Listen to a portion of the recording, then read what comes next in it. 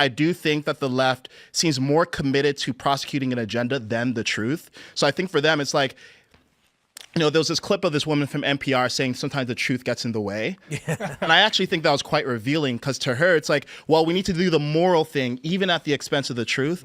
And I think people on the right tend to have a proclivity saying it needs to be the truth first and then morality after that. Go ahead. That real quick, that was an AOC quote as well. Yeah, she said something about being morally right instead of factually correct. Do you think that part of the situation, or part of what we're going through today, is that the left believes ridiculous things are the truth, like men can become women and women can become men? And do you think it's that they believe just insane things? Well, I mean, I like to avoid broad categorizations of the left because, there are reasonable people on the left, and I think it's been co-opted by a fringe. But yeah, the people that you're talking about, I think for them, the truth is subjective to them. Like, they don't actually believe fundamentally in the idea of truth. And that's why you hear things like your truth, my truth. There is no your truth or my truth. There's the truth.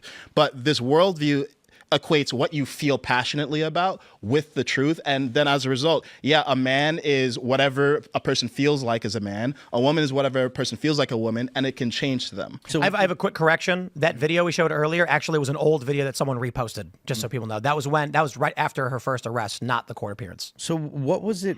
So you were talking about the way that you perceived the New York Times. What was it that kind of made you say, okay, I actually do have to stop considering myself on the left and I have to rethink my values? Because that's a big step. Yeah. So it was 2020, and I had been a subscriber to the New York Times for probably years at that point. And I was a default Democrat. I'm Black. I grew up in New York, moved to LA, worked in tech. I was just in the tribe, and I never really thought about it that much. I wasn't that politically engaged. And it wasn't that I disagreed with the reporting, but I noticed it's just pattern recognition. I noticed that literally every time I saw a headline about Trump in my inbox, it was negative. And I don't care who you are. If you're always being told negative things about a person, you're probably not getting the whole truth, because everyone has something positive to them. And that was the moment when I decided, okay, I'm just going to unsubscribe from the New York Times and disconnect from all this stuff. And then me getting back engaged in politics happened more recently. I wanted to follow up on something that we were talking about a little bit earlier with the dishonesty and lack of objectivity. I don't specifically think it's a left-right thing, although it might be more prevalent on the left. I think most people who are interested in politics aren't moderates, because if you're interested in it, you're likely to be on the right or the left, and they're like downstream consequences of that. And I don't think there's any lack of dishonesty or lack of objectivity on the right with like posting things that are disingenuous. So for example, like recently I saw this video of, it was Emmanuel Macron with a little tissue on the table, and then everybody on Twitter was so quick to call this like a bag of some drug or something, when it was really so obvious that it wasn't. But really, we have so many crazy perverse incentives between social media and news journalism, where people are driving, they want clicks, they want money, and that's really what sustains so many of these media companies. So I think we also need to understand those perverse incentives because it really shows how different people with different partisan leanings are more willing to go along with things when they're obviously fake or wrong, and they're clearly being dishonest about it, but willing to try to capitalize on it.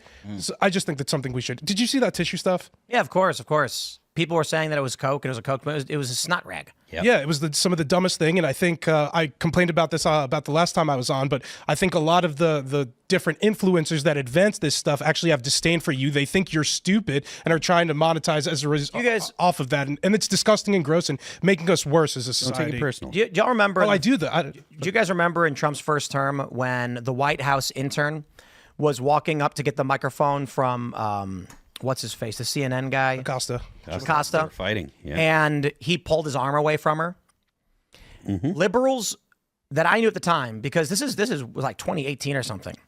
So back before everyone went, further and further down the polarization lanes, I had a bunch of prominent liberals. I'll leave them unnamed, but big people with millions of subscribers.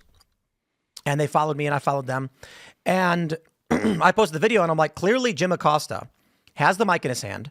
She's holding it and he jerks it towards him, away from her. And everyone was trying to claim that she, with her hand under it, was pulling it down or something, which just made no sense. But there was no real way to know who pulled one way or the other. And Scott Adams was around the time was talking about one screen with two movies on it. So all the liberals were told, here's what happened. They watched it. They believed it. Everybody else was told something else happened. They watched it. They believed it. That has been consistently happening for a decade now. Do you guys ever see, there's this research they do where a mouth will say fa or pa. And then depending on which sound they play, you will see their mouth making that noise. And then when they turn the sound off, you will read it as if it's one sound or the other. That, we refer to this recently as information vaccination. Ian called it this, and it's a great point. He says that often when a story comes out, he immediately will contact his parents and give them the truth before the lie can reach them, because hearing the lie first will shape their perspective of the truth. That is to say, I believe it's fair to say, now this is a contentious example because honestly I don't know, that Jim Acosta he was holding the mic, he was talking, he wouldn't shut up. They said, that's your time. She went to grab the mic from him, and then he was yanking it from her as she was pulling it from him. I firmly believe that's true.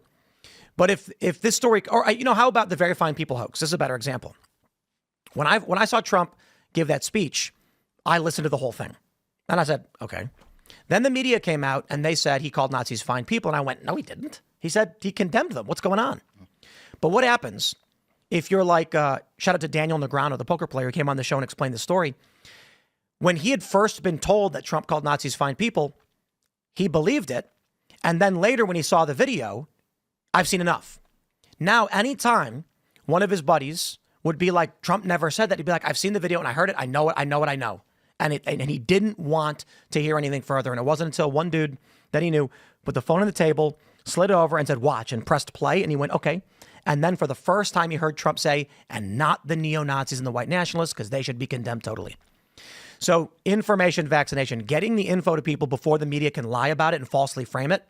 Because what's happening now, especially with the immigration stuff, the members of Congress who have who are threatened with arrest for physically, you see this lady closed fist punch an ICE officer in the arm. I mean, you can see in the video, she hits him in the arm. CNN's not showing that video. Thanks for checking out this clip from Timcast IRL. Make sure to watch the show live Monday through Friday at 8 p.m. Subscribe to this channel, and we will see you all there.